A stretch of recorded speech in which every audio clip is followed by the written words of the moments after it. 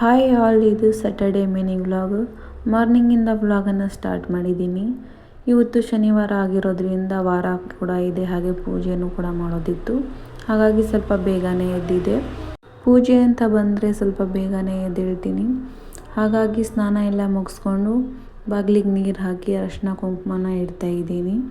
ಮೊದಲಿಗೆ ಬಾಗಿಲಿಗೆ ನೀರು ಹಾಕಿ ಅರಿಶಿನ ಕುಂಕುಮ ಇಟ್ಟರೆ ಆಮೇಲೆ ಬೇರೆ ಕೆಲಸ ಬೇಗನೆ ಮಾಡ್ಕೋಬೋದು ಅಂತ ಬಾಗಿಲಿಗೆ ನೀರು ಹಾಕಿ ಅರಿಶಿನ ಕುಂಕುಮನ ಇಟ್ಟು ರಂಗೋಲಿನ ಹಾಕ್ಕೊಳ್ತಾ ಇದ್ದೀನಿ.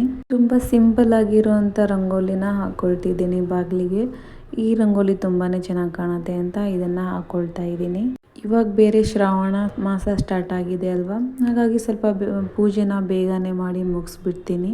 ಇವತ್ತು ನನ್ನ ಮಗಳಿಗೆ ಹಾಲಿಡೇ ಕೊಟ್ಟಿದ್ದಾರೆ, ಹಾಗಾಗಿ ಲೇಟಾಗಿ ತಿಂಡಿ ಮಾಡಿಕೊಂಡ್ರೆ ನಡೆಯುತ್ತೆ ಅಂತ ಮನೆಯೆಲ್ಲ ಕ್ಲೀನ್ ಮಾಡಿ ನೆಲ ಒರೆಸಿ ಸ್ನಾನ ಮಾಡಿಕೊಂಡು ಮತ್ತೆ ಹೊರಗಡೆ ಅಂಗಳಕ್ಕೂ ನೀರು ಹಾಕಿ ಅಲ್ಲಿನೂ ರಂಗೋಲಿ ಹಾಕಿ ಬಂದೆ. ಹೊಸಲಿಗೆ ರಂಗೋಲಿ ಎಲ್ಲ ಹಾಕಿದ್ಮೇಲೆ ಪೂಜೆ ಸಾಮಾನನ್ನ ತೊಳಿಬೇಕಿತ್ತು. ಅದನ್ನು ಎಲ್ಲ ಕ್ಲೀನ್ ಮಾಡ್ಕೊಳ್ಳೋಣ ಅಂತ ಪೂಜೆ ಸಾಮಾನನ್ನ ಎಲ್ಲನೂ ತೆಗೆದಿಟ್ಕೊಳ್ತಾ ಇದ್ದೀನಿ.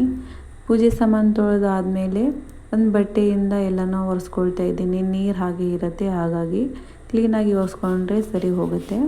ಎಲ್ಲನೂ ತೊಳೆದಾದ್ಮೇಲೆ ಪೂಜೆಗೆ ರೆಡಿ ಮಾಡ್ಕೊಳ್ತಾ ಇದ್ದೀನಿ. ಬೇಗನೆ ಪೂಜೆ ಮುಗಿಸ್ಕೊಂಡು ಬಿಡೋಣ ಅಂತ ಪೂಜೆಗೆಲ್ಲ ರೆಡಿ ಮಾಡ್ಕೊಳ್ತಾ ಇದ್ದೀನಿ.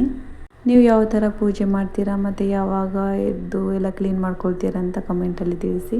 ಪೂಜೆಗೆಲ್ಲ ರೆಡಿ ಆದಮೇಲೆ ಪೂಜೆ ಮಾಡೋಣ ಅಂತ ಪೂಜೆ ಮಾಡ್ತಾ ಇದ್ದೀನಿ. ಅಷ್ಟರಲ್ಲಿ ಪಾಪುನು ಕೂಡ ಎದ್ದಿದ್ದು, ಹಾಗಾಗಿ ಅವನಿಗೂ ಕೂಡ ಎದ್ಕೊಂಡೆ. ಇತ್ತೀಚೆಗೆ ಆಗೋ ತುಂಬಾ ಬೇಗ ಎದ್ದೇಳ್ತಿದ್ದಾನೆ. ಪಾಪುಗೆ ಆಟ ಆಡ್ಲಿಕ್ಕೆ ಬಿಟ್ಟು ನನಗೆ ಒಂದು ಡಿಟಾಕ್ಸ್ ಡ್ರಿಂಕ್ನ ಮಾಡ್ಕೊಳ್ಳೋಣ ಅಂತ ಮಾಡ್ಕೊಳ್ತಾ ಇದ್ದೀನಿ. ಹಾಗೆ ದೇವ್ರಿಗೆ ಪೂಜೆ ಎಲ್ಲ ಆಯಿತು. ನೈವೇದ್ಯಕ್ಕೆ ಏನಾದರೂ ಮಾಡೋಣ ಅಂತ ಸಜ್ಜಿಗೆನ ಮಾಡ್ಕೊಳ್ತಾ ಇದ್ದೀನಿ.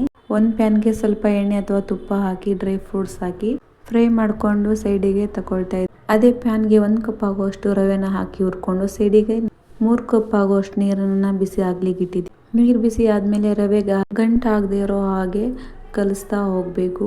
ನಂತರ ಅರ್ಧ ಕಪ್ ಆಗುವಷ್ಟು ಸಕ್ಕರೆನ ಹಾಕಿ ಸಕ್ಕರೆ ಕರಗೋವರೆಗೂ ಮಿಕ್ಸ್ ಮಾಡಿಕೊಂಡು ಡ್ರೈ ಫ್ರೂಟ್ಸ್ ಹಾಕ್ಕೊಂಡು ಮಿಕ್ಸ್ ಮಾಡಿಕೊಂಡ್ರೆ ಸಜ್ಜಿಗೆ ರೆಡಿ ಆಗುತ್ತೆ. ನೈವೇದ್ಯಕ್ಕೆ ಇಡ್ತಾ ಇದ್ದೀನಿ. ಹಾಗೆ ಇವತ್ತು ನಮಗೆ ತಿಂಡಿಗೆ ಅಂತ ಸಿಂಪಲ್ಲಾಗಿ ಉಪ್ಪಿಟ್ಟು ಮಾಡ್ಕೊಳ್ತಾ ಇದ್ದೀನಿ. ಈ ಮಿನಿ ವ್ಲಾಗ್ ಇಷ್ಟ ಆಗಿದ್ರೆ ಪ್ಲೀಸ್ ಒಂದು ಲೈಕ್ ಮಾಡಿ, ಹಾಗೆ ನನ್ನ ಚಾನಲ್ನ ಸಪೋರ್ಟ್ ಮಾಡಿ, ಹಾಗೆ ನನ್ನ ಚಾನಲ್ನ ಸಬ್ಸ್ಕ್ರೈಬ್ ಮಾಡ್ಕೊಂಡು ನೋಡಿ. Thank you for watching.